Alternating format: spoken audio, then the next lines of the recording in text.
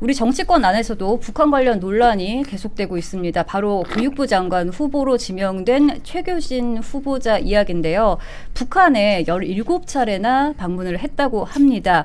이재명 정부가 이렇게 친북 성향 인사들로 내각을 채우는 거 아니냐 이런 지적들이 있는데 어떻게 보십니까?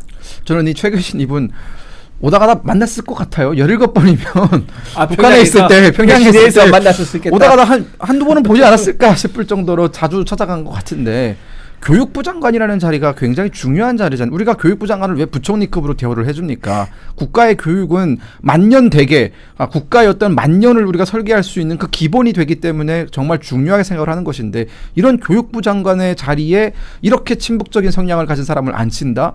이거 과연 도대체 국민들한테 전달해주는 메시지가 뭔지 모르겠어요. 그러니까 전교조도 있고 우리나라에는 굉장히 친북 성향을 가지고 있는 여러 가지 교사 단체가 있지 않습니까? 그들이 한때 제도권에 들어오지 못했던 이유는 전교조가 한때는 그 어떻게 보면은 그 뭐라고 그랬죠? 법의 노조라고 하나요? 그런 취급을 받았던 이유가 그들이 지나치게 급진적인 성향을 가지고 있고 이들이 만약 어떤 새로운 패러다임의 어떤 주축이 됐을 경우에는 대한민국의 자유민주주의가 위협을 받을 수도 있다는 판단 때문에 그런 건데 최규진 이분은 교육부 장관 되면 아마 이 모든 것들 우리가 우려했던 것들을 다 다시 원래대로 돌려놓을 사람이다라는 생각이 들었고요.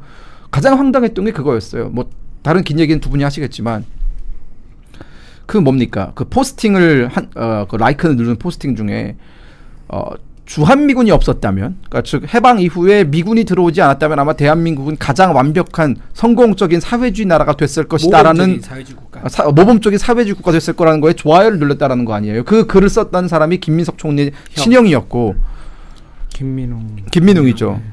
세상에 아니 역사에 성공한 사회주의 나라가 어디 있으며 모범적인 사회주의 나라가 언제 있었습니까? 이분은 역사 공부 안 하나 봐요. 사회주의는 다 멸망했고 멸망한 거에는 이유가 있는 겁니다. 제발 좀 그 삐뚤어진 사고방식에서 벗어나서 객관적으로 있는 그대로의 역사를 좀 직시했으면 좋겠다라는 그런 말씀 좀 드리고 싶습니다. 이분은 정말 심각한 게 부총리가 지금 제가 봐서는 미국 못 가시거든요. 이분은. 미국 못 가실 거고 확실하게 미국을 못 갈 뿐더러 이렇게 북한을 이렇게 좋아하시는 분이 부총리가 됐다는 것 자체가 그 국방부에 있는 또 군인들에게 어떤 메시지를 줄까. 그리고 이번에 7명의 별 4개가 은퇴하지 않습니까? 여기 그냥 하루아침에 너희들 다 날아갈 수 있다는 걸 보여줬고 그리고 이뿐만 아니라 통일부 장관이나 뭐 대부분의 김민석 뭐 총리나 뭐 이런 분들이 미국에 못 갈 정도로 사실은 미국과 어떻게 보면 미국의 그 커트라인에 들어오는 그 기준점에 안 들어오는 인물들일 거예요. 이런 분들이 이렇게 한다는 거는 아까 얘기한 그 안보에 어떤 영향을 미칠까 저는 굉장히 끔찍한 지금 생각이 들고요. 제가 이 나라에서 거의 50년 가까이 살면서 이렇게 이게 우리가 어떻게 전쟁이라는 거를 상상을 잘 안 했었거든요, 사실은. 왜냐하면 튼튼한 국방력과 그 군인 정신이 있는 군인들을 충분히 봤거든요. 저도 군대를 나왔고. 근데 이분들이 하는 세상에서는 이게 군인들이 일을 할 수 있을까? 나라를 지키는 게 일일 텐데 이 일을 하는 게 내가 어떻게 하는 게 잘하는 걸까? 그리고 지금 내란이다 무슨 자꾸 무슨 군인들을 이상하게 취급하면서 군인들을 지금 압박하고 탄압하고 있거든요. 자기 말 안 듣는 사람들을. 그럴 때 정말 느끼는 국민들의 이런 불안감과 이 소름 끼치는 이 잠도 안 올 것 같습니다. 아마 어르신들은 6.25라는 것을 비슷하게 보신 분들은 아마 잠도 지금 못 이룰 거라고 저는 생각합니다. 북한을 17번이나 방문했다고 그러는데 그중에 본인이 이렇게 얘기한 게 있습니다. 평양에 들어갔을 때 너무 감격적이어서 뭐 눈물이 날 뻔했다 이제 이런 식으로 표현한 게 있어요. 자, 지금 그렇게 좋아하고 가고 싶었던 북한인데 왜 한국에 남아 있는지 좀 의문입니다. 그리고 지금 북한과 우리나라 경제 규모를 생각해 보세요. 우리나라는 지금 내후년에 지금 4만 불 국민수도 4만 불을 바라보고 있습니다.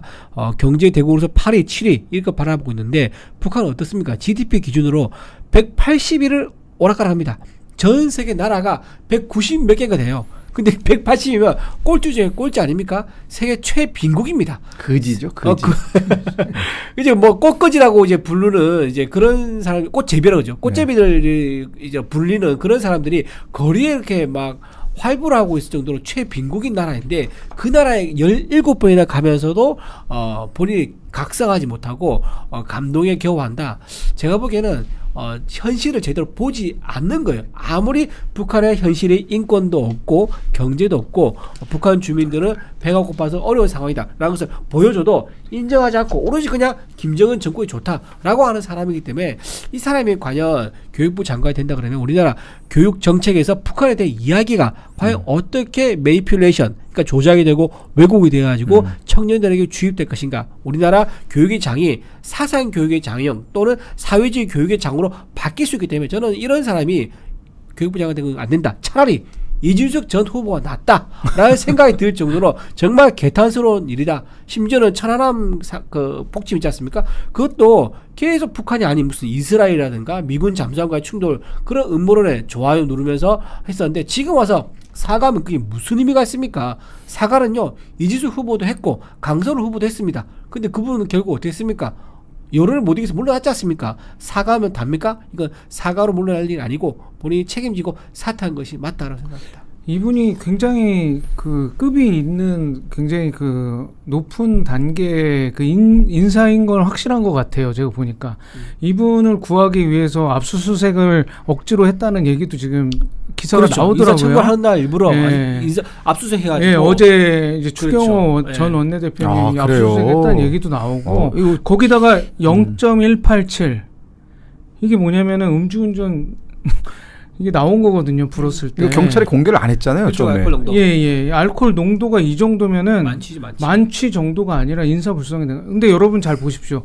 우리 연예인들 중에서 음주운전 했다가 자살까지 하신 분들 굉장히 많습니다. 맞아요. 예. 최근에도 굉장히 그 선량했던 분인데 음주운전 심하게도 안 했는데 그거 한 것 때문에 방송에서 하차해가지고 자살한 분도 있지 않습니까? 그리고 우리 굉장히 유명했던 뭐 여성 연예인들도 방송 하차는 뿐더러 광고도 다 잘리고 그 돈도 다 벌금 물어줬죠. 다 위약금 내야 되죠. 위약금도 다 네. 물어주게 되고 그런 상황인데 이렇게 된다면 우리 아이들이 사실 연예인이 꿈이고 막 이런데 교육부 장관은 뭐 음주운전해야 되고 대통령도 했네 막 이렇게 되면 이게 나라 꼴이 어떻게 되고 저는 정말 이해를 할 수가 없습니다. 그나마 이것도 또 굉장히 위선적이야. 본인이 그렇게 인사불성의 상태로 음주운전을 했음에도 불구하고 본인이 교육감 할 때 교사들 있지 않습니까? 교사도 이제 음주운전 적발됐는데 무려 10명을 중징계를 합니다. 아이고. 그러니까 중징계 한번 당하면요 교감이나 교장 승진 못해요.